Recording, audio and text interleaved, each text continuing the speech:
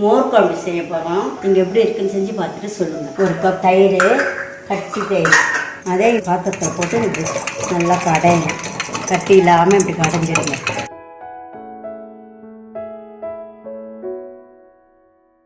தண்ணி ஊற்றி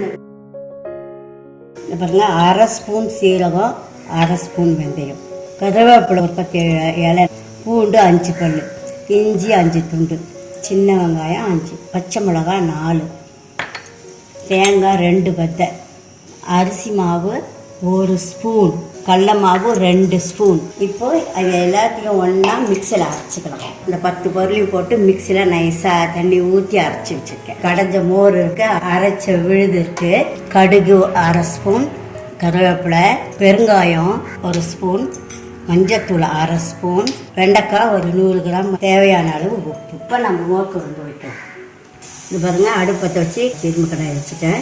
இப்போ தேங்காய் எண்ணெய் 1 டேபிள் ஸ்பூன் ஊற்றினீங்கன்னா போதும். எண்ணெய் காஞ்சிச்சு. இப்போ கடுகு போடுறேன்.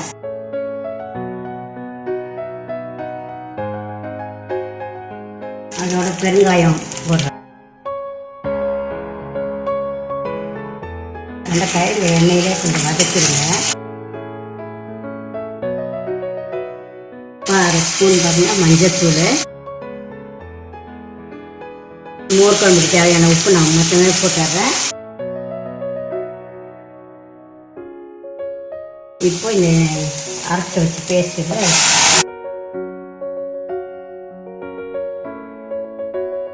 இந்த அரைச்சி மிக்சியோட கழுவின தண்ணி அதுலேயே வச்சிடறேன். இப்போ அதை மூடி போட்டு மூடி ஒரு 2 நிமிஷம் விடுங்க. இந்த பச்சை வாசனை போக 2 நிமிஷம் மூடி வச்சுட்டேன். இப்போ திறந்து பார்க்கலாம். மோர் நம்ம கடைஞ்சி வச்சல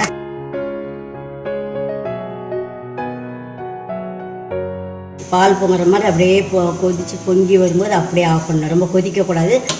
பாருங்க, ஆஃப் பண்ணிட்டேன். இப்போ இதில் எடுத்து பாத்திரத்தில் மாற்றுறேன். மோர் குழம்பு ரெடி ஆகிடுச்சு. கார்னிஷிங் பண்ணுறேன்.